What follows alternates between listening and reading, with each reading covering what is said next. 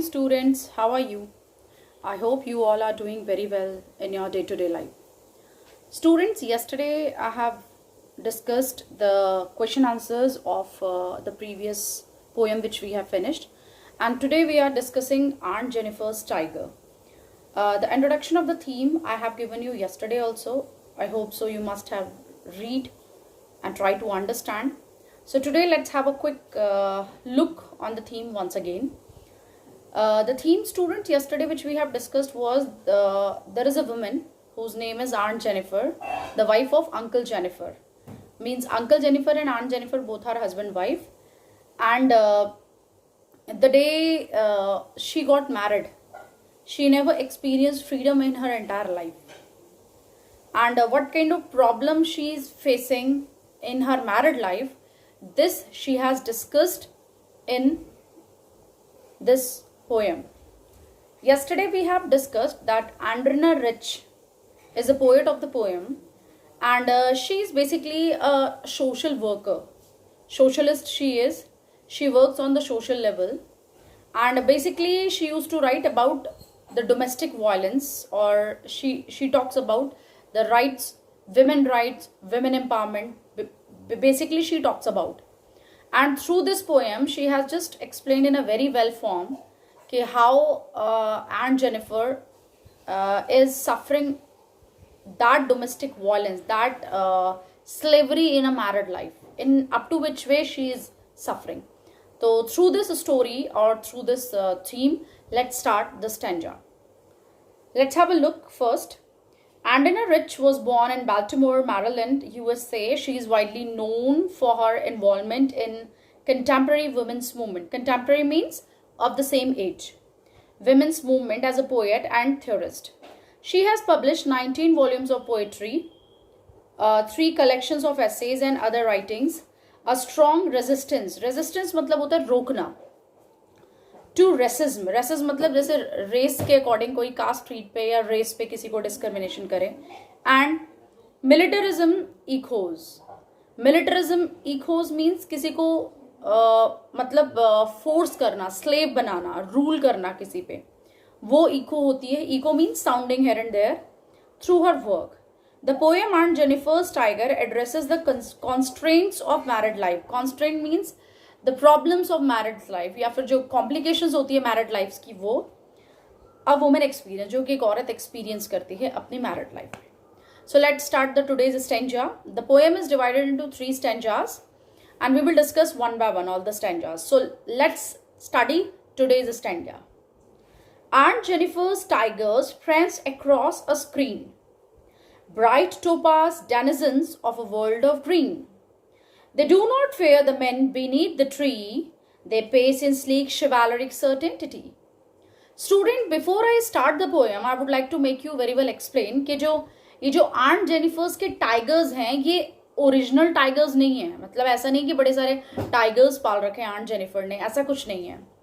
Aunt Jennifer's की जो tigers है वो पिक्चर्स में है. अब क्या क्या पिक्चर्स में है? Aunt Jennifer जो है वो निटिंग करती है, स्टिचिंग करती है, और उस निटिंग और स्टिचिंग मतलब सिलाई का काम करना, बुनाई का काम करना, उसको बोलते हैं निटिंग और स्टिचिंग. वो काम करती है. और जैसे औरतें डिजाइन्स बनाती है ना, जैसे सिलाई में भी डिजाइन, जब वो कुछ कपड़ा सिलती है तो उसमें भी डिजाइन बना देती हैं, या फिर जब वो बुनाई करती है तो उसमें डिजाइन बना देती है. तो यहाँ पे जो Aunt Jennifer है उसकी आदत है कि वो ज्यादातर टाइगर्स के डिजाइन्स बनाती है. मतलब उसका हर डिजाइन टाइगर्स को ही कनेक्ट करता है. तो उसने जो सपोज उसने एक वॉल हैंगिंग बनाया नेट करके, तो उस वॉल हैंगिंग में उसने टाइगर्स बनाया है. उसने कोई और स्वेटर बनाया है, या फिर कोई बेडशीट बनाया है, या फिर कुछ भी और डिजाइन का कोई भी उसने चीज बनाया है निटिंग और स्टिचिंग में, तो उन सब में उसने सब जगह मोस्टली टाइगर्स की ही इमेज ड्रॉ की है.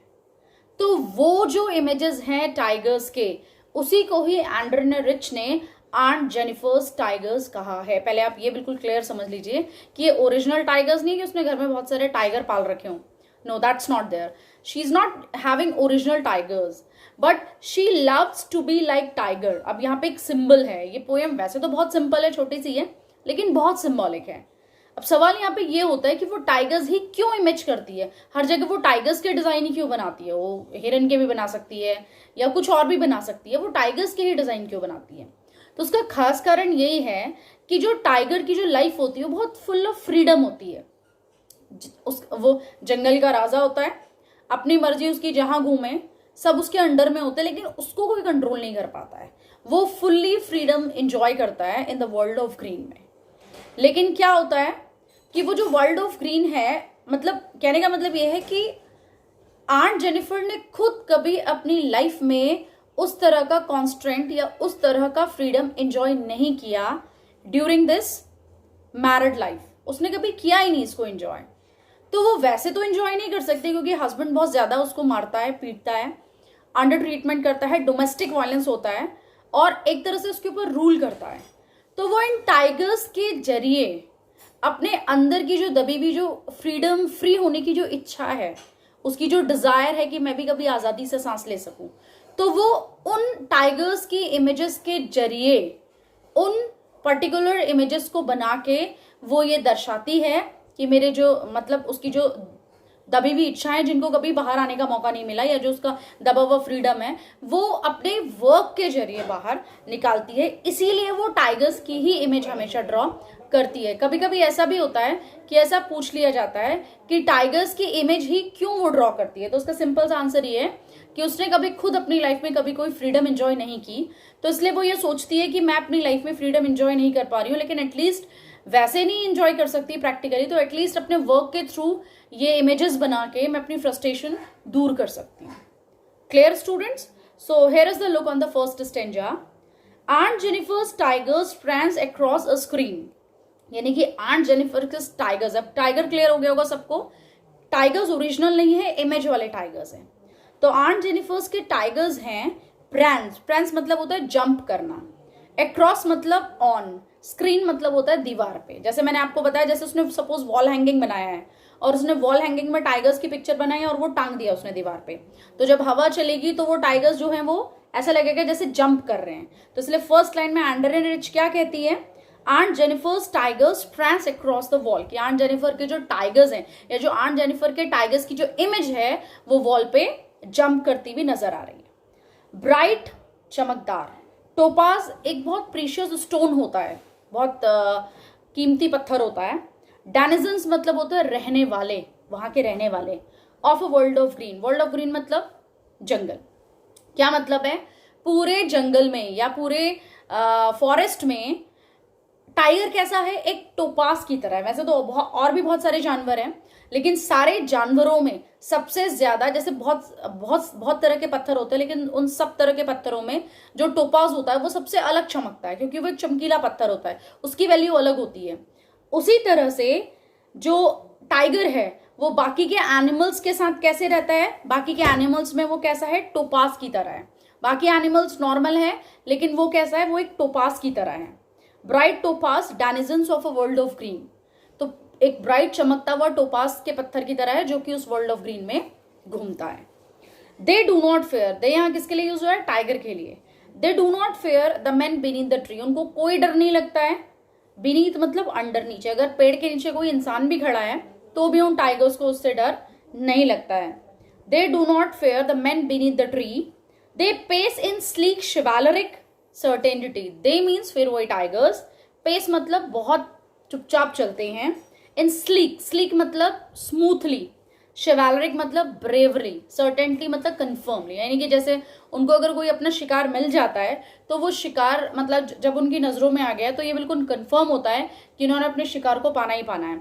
तो वो शिकार को पाने के लिए बहुत ज्यादा पेस, स्पीड में, स्लीक स्मूथली, और शिवालरिक मतलब ब्रेवरी चलते हैं, और सर्टेनिटी कंफर्म कि they are going to kill their enemy. So this is the first stanza, hope so you would have understand. एक बार फिर रिपीट कर रही हूँ, आंट जेनिफर्स के टाइगर्स जो है वो ओरिजिनल नहीं हैं। रिपीटिंग अगेन, आंट जेनिफर्स के टाइगर्स कैसे हैं, इमेजेस में हैं, जो भी वो घर के काम करती है, जो भी stitching, knitting, whatsoever she is doing, she is creating the images of tigers which is considered as aunt Jennifer's tigers. Clear? And bright topaz यहाँ पे मेटाफर फिगर ऑफ स्पीच है, क्योंकि यहाँ पे पोएट ने डायरेक्ट टाइगर को topaz से compare किया है. That is why bright topaz tigers. Clear, students? So that's all for today. We shall continue tomorrow. Hope so you would have understand. Thank you very much.